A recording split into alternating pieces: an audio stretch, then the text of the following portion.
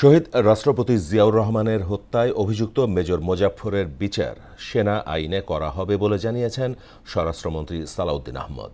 সকালে পিলখানা বিজিবি সদর দপ্তর পরিদর্শন শেষে সাংবাদিকদের প্রশ্নের জবাবে এসব কথা বলেন তিনি। এ সময় মিয়ানমার সীমান্তে কাঁটাতারের বেড়া নির্মাণের পরিকল্পনা হলেও ভারত সীমান্তে তা নির্মাণ করা হবে না বলেও জানান স্বরাষ্ট্রমন্ত্রী। এমদাদুল হক খানের প্রতিবেদন। বর্ডার গার্ড বাংলাদেশ বিজিবি সদর দপ্তর পরিদর্শনে আসেন স্বরাষ্ট্রমন্ত্রী সালাউদ্দিন আহমদ। পরে সাংবাদিকদের তিনি বলেন, বিজিবির তৎপরতায় ভারত কাউকে পুশিন করতে পারেনি। একজনকে অবৈধভাবে এখানে পুশিন হতে দেয়নি। আমাদের বর্ডার গার্ড, বিজিবি এবং জনগণের সহায়তা আমরা সফলভাবে এখনো পর্যন্ত সেটা ঠেকাতে সক্ষম হয়েছি। মিয়ানমার সীমান্তে কাঁটাতারে বেড়া নির্মাণের পরিকল্পনা নেওয়া হয়েছে জানিয়ে তিনি বলেন, ল্যান্ডমাইন শনাক্তে যন্ত্রপাতি কেনার জন্য বিজিবিকে নির্দেশ দেওয়া হয়েছে।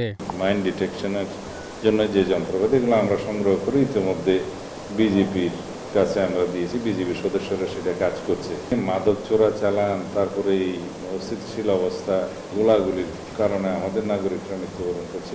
তবে আমাদের প্রস্তাব আছে যে আমরা সেখানে কাঁটাতারের বেড়া নির্মাণ করতে চাই 109 কিলোমিটার। এ সময় শহীদ রাষ্ট্রপতি জিয়াউর রহমানের হত্যায় অভিযুক্ত মেজর মোজাফফরের বিচার কোর্ট মার্শালের মাধ্যমে করা হচ্ছে জানিয়ে স্বরাষ্ট্রমন্ত্রী বলেন, সেনা সদস্যদের ব্যাপারে সেনা আইন প্রযোজ্য।